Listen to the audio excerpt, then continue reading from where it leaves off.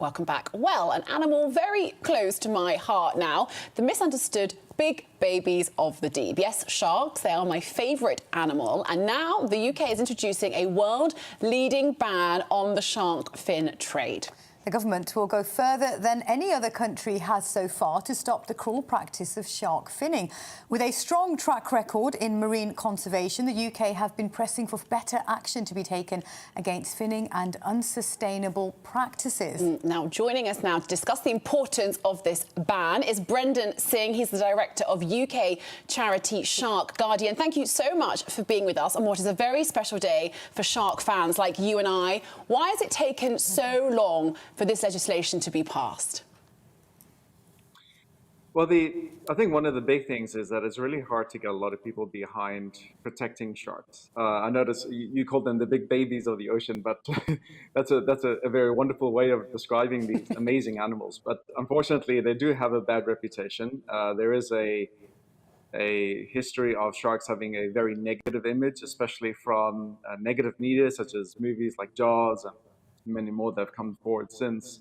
And to try and convince people to get behind campaigns to protect sharks sometimes isn't as easy as you think it may be.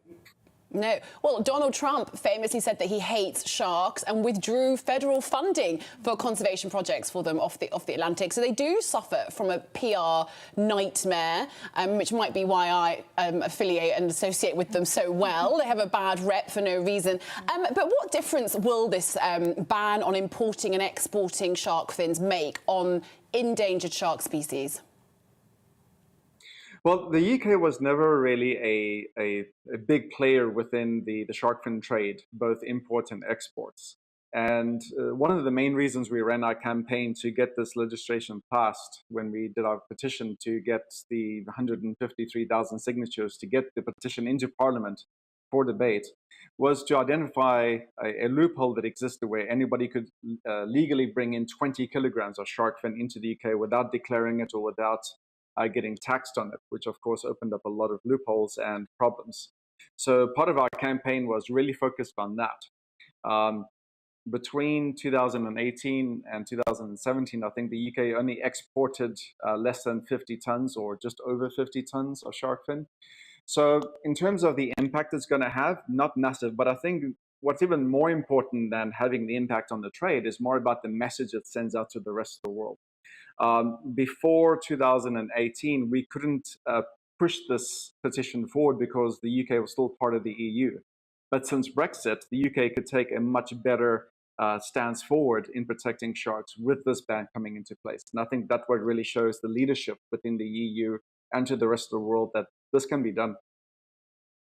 I mean, you raise a great point about the EU. They obviously introduced a ban on fins in 2003, but there were loads of loopholes around personal use. I think if they'd put that saving sharks was going to deliver Brexit, they should have put that on the side of the bus, and I'd have voted for it then, definitely.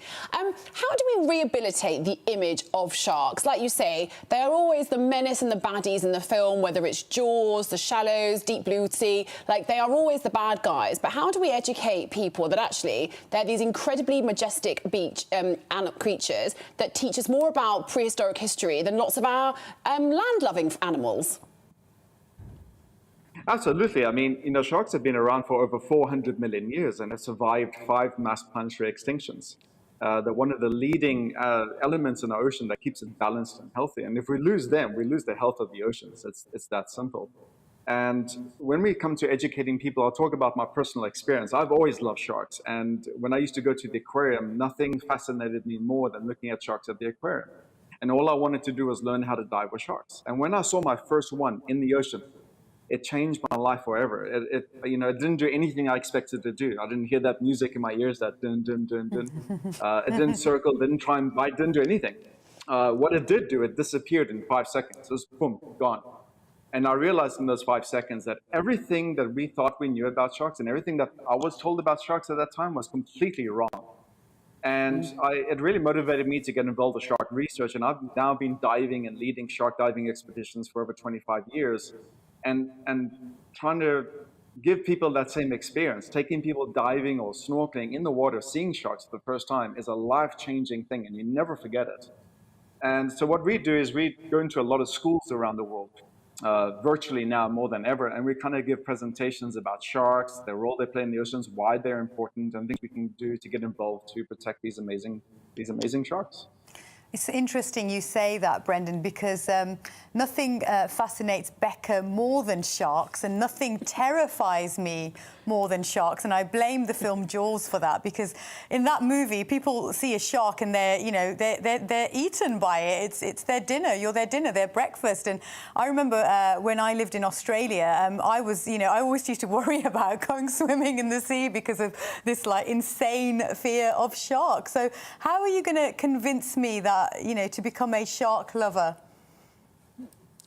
Well, I think that, if we ever get the opportunity to have that one-on-one personal experience in the water, let me know and we'll make that happen. But ultimately, I think education is so important. Education is one of the strongest weapons we have within the conservation world, because once you understand these animals more and you understand that they're not these mind-killing machines that just want to eat you, that these animals will actually do anything they can to avoid you, and that they don't see us as food.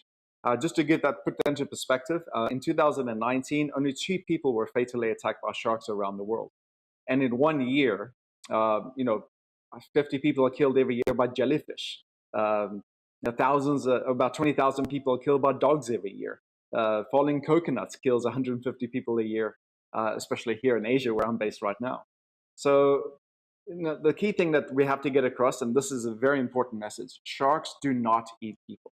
And the statistics speak for themselves, because if they did, we wouldn't just be having 2 people a year dying accidentally from shark attacks. We would have hundreds a week or thousands a month, because millions of people in the ocean every single day around the world in the water with these animals close by, and they don't do anything most of the time.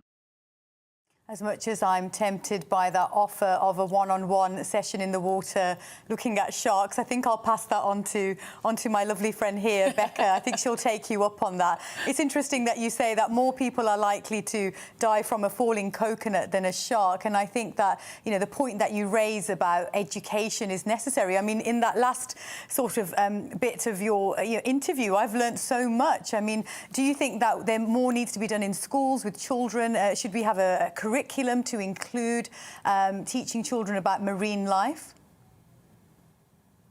Well, what's really wonderful is that we've been doing this as a charity since 2013 officially, but it's something I've been doing pretty much most of my adult life, going into schools and sharing my images of sharks and the videos I take, and videos of me in the water with sharks all the time. And what's amazing is, especially over the last 5 years, the topic of conservation has become much more mainstream in schools, especially when we have calendar events such as Earth Week or Oceans Day or Oceans Week.